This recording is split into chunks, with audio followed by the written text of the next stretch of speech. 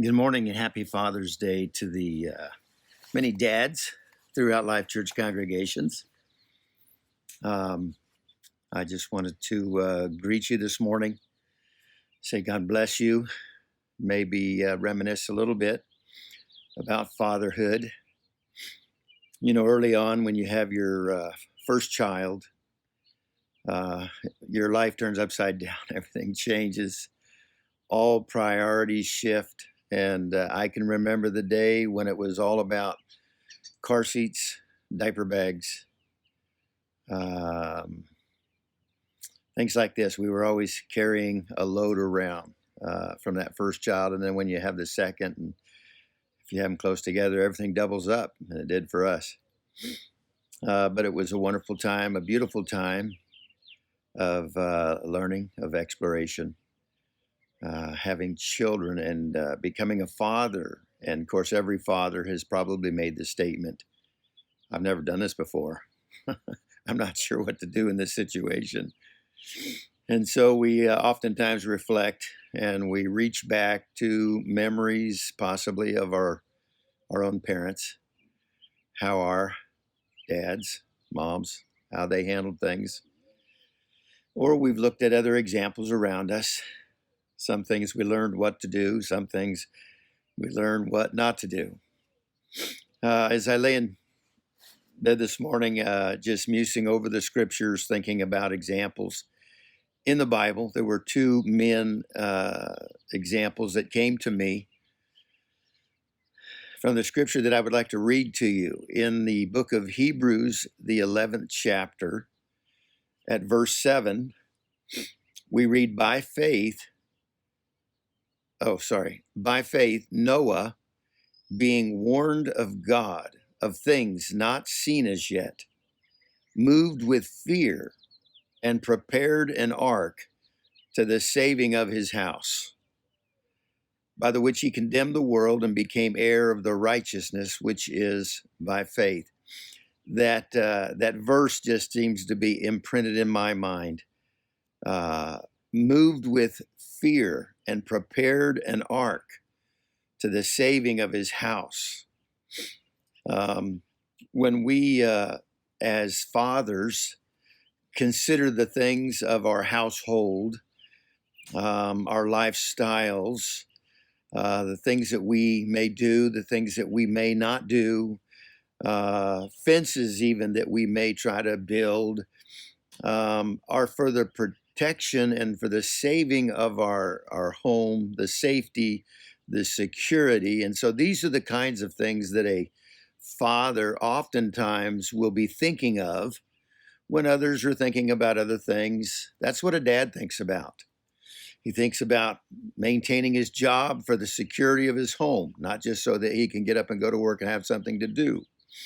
He thinks about the cars, maintaining them so that the family has transportation. He thinks about maintaining the house or the building, the edifice, the roof over the family's heads. He thinks about clothing upon their backs. I can remember working with a friend and looking down one day. We were working in a plant together. There was a lot of water in the plant and on the floor. It was often wet. You were walking through the wet. And so oftentimes we had rubber boots.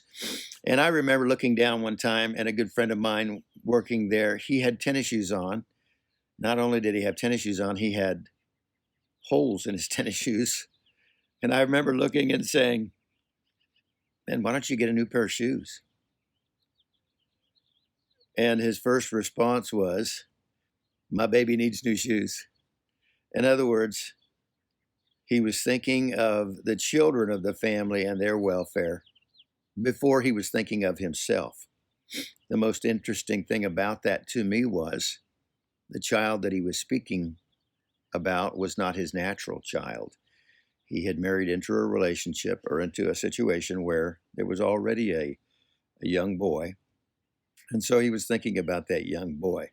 I've always thought that was very admirable of him as a stepfather to have had those kinds of thoughts. Another scripture that I would like to read to you To me, a great example of a man in Scripture is in the book of Job. It's the man Job. And I'm reading at Job chapter 1 at verse 1. There was a man in the land of Uz, whose name was Job. That man was perfect and upright, and one that feared God and eschewed evil. There were born unto him 7 sons and 3 daughters.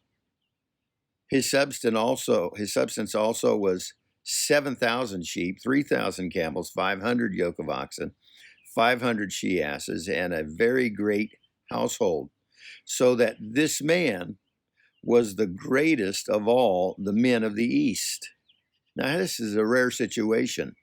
Here we have a man with tremendous wealth and stands head and shoulders above all when it comes to the things that God has blessed him with and he has accumulated in his life. But yet he has a great fear of God and he has a respect of God. And so let me read a little bit further. And his sons went and feasted in their houses, every one his day, and sent and called for their 3 sisters to eat and drink with them. I think it's a great thing that these 7 brothers were close, and they were close with their sisters. To me, this speaks well of the household, the home that Job and his wife had maintained, and the character that is shown by the love of this family together. And it was so, when the days of their feasting were gone about, that Job sent and sanctified them, and rose up early in the morning, and offered burnt offerings according to the number of them all. For Job said, "It may be that my sons have sinned and cursed God in their hearts." Thus did Job continually. Job's thoughts were often consumed by the care of his family, by the care of his children. Job did not sleep in. Job rose up early in the morning, and in an Old Testament pattern, he was offering sacrifices unto God for his children. I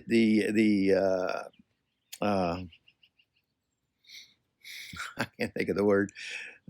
This would be similar to a man getting up early in the morning and waiting on God, praying, seeking the Lord, and communicating to God about his children, praying for his children, praying for his household.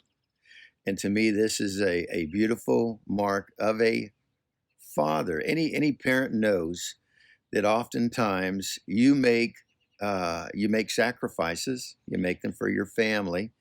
You make them for your children. I want to comment on that. There were years when my wife and I, early in our marriage, as we began to have children, as they began to become of school age, we weren't sure what we were going to do, but we ended up putting them in, I think it was called Westside Christian School here in Yakima. And it cost a lot of money for us. We didn't have a lot of money. And so we had a choice to make.